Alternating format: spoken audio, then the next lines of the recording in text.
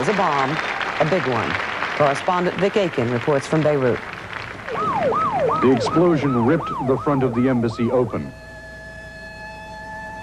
At least 5 floors collapsed and one wing of the building was almost destroyed. It is already well into Tuesday in Beirut, and we have Christopher Drake of the BBC on the telephone. And what is the situation right now? Is there anything new to report? What do you know that we don't? I think it's worth pointing out that the effect on morale here has been absolutely devastating.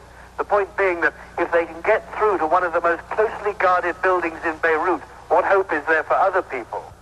This part of the program is called Sports Talk and Highlights. That concludes Sports Talk and Highlights for tonight. No review of the Not Ready for Primetime News would be complete without the next story.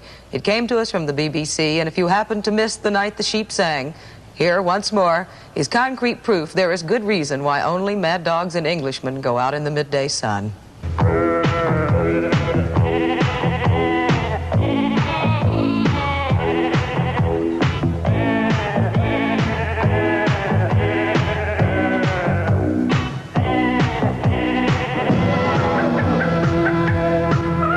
It would be pleasant to show an hour of that, which, as best I can tell, is what someone wants us to do. Miriam Hefner of San Diego is one such person.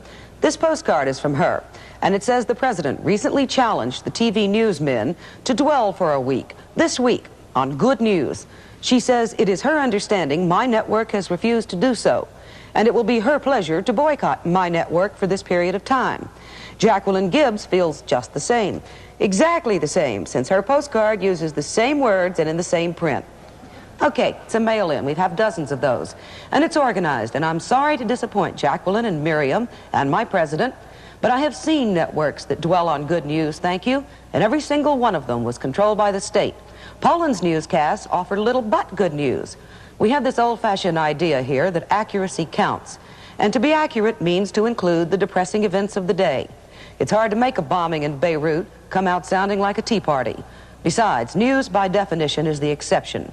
How sorry a state it would be to have to go on the air and report the number of planes which landed safely, the number of people who didn't harm one another. How sorry a state if those were the exceptions. They aren't. I guess in the best of all possible worlds, good news would mean no news. Nothing bad happened.